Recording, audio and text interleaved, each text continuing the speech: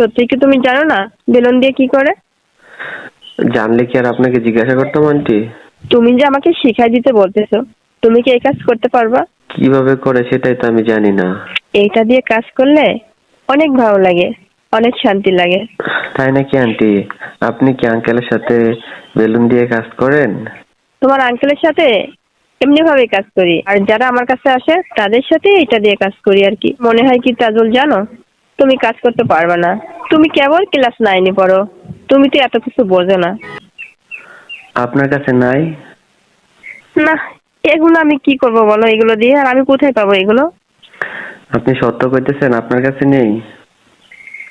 আরে তাজুল না, আমি সত্য করে বলছি। আপনার কাছে তো আছে, আমি দেখছি। কোথা থেকে তুমি দেখছো বলো? দেখছি তো সেদিন আপনার যে বাসার পিছনে জানালার ধারে যে একটা পড়েছিল সেটা আমি নিয়ে গেছিলাম। আপনার কাছে কি ওইগুলো আরো আছে? তুমি ওইগুলো নিয়ে যে কি করছো? ওইগুলো তো দোকানে কিনতে গেলে আমাদেরকে দেয় না। আপনার কাছে কি আছে আরো? না, এগুলো আমার কাছে নাই। তুমি ওই বেলুনটা নিয়ে কি করছো বলো? ওইটা নিয়ে কি করব? আরে ওটাকে তুমি পরিষ্কার করছিলে? ওটা তো অনেক নোংরা ছিল। হ্যাঁ, ভালো করে ধুয়ে পরিষ্কার করে তারপরে বাতাস দিয়ে ফুলিয়ে তারপর ওই যে আকাশে ছেড়ে দিয়েছিলাম। তুমি ওইগুলো খোলাই আকাশে ছেড়ে দিছো, আর কিছু করো নাই? না, আপনার কাছে কি আরো আছে? হ্যাঁ, তুমি কি করবা ওইগুলো বলো আমাকে? ওইগুলো দিয়ে আপনারা কি করেন? না, ওগুলো তো অনেক কাজ আছে, তুমি ওটা দিয়ে কি করবা? আমি তো বেলুনের ভিতরে বাতাস দিয়ে তারপর আকাশে ছেড়ে দেব। আচ্ছা, তুমি কি কিছু বোঝো না তাজুল? ওইগুলো কি তোমার খেলা করার বয়স আছে এখন? আপনি ওগুলো দিয়ে কি করেন সেটা আমাকে বলবেন? আরে তাজুল, তুমি এখন কিচ্ছু বোঝো না। ওইগুলো দিয়ে তো অনেক কাজ আছে, ওইগুলো দিয়ে রাতের কাজ করতে হয়।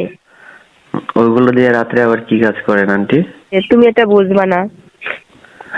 তাই নাকি? হ্যাঁ। হুম। আচ্ছা, আপনি এগুলো দিয়ে কি করেন আমাকে কি একটু শিখাবেন? আমি এগুলো দিয়ে কি করি তুমি শিখতে চাও? হ্যাঁ, আপনি যদি শিখান তাহলে তো ভালোই হয়। শিখতে হলে তো আমার কাছে আসতে হবে, দূর থেকে তো শিখানো যাবে না। হ্যাঁ, যাবো তো, আপনি যদি বলেন তাহলে কাছে যাব। তাই তুমি এই বেলুন গুলো আকাশে উড়া দিছো, আবার এখন বলছো এগুলো শিখবা। আপনি শিখাবেন নাকি সেটা বলেন? হ্যাঁ, আমি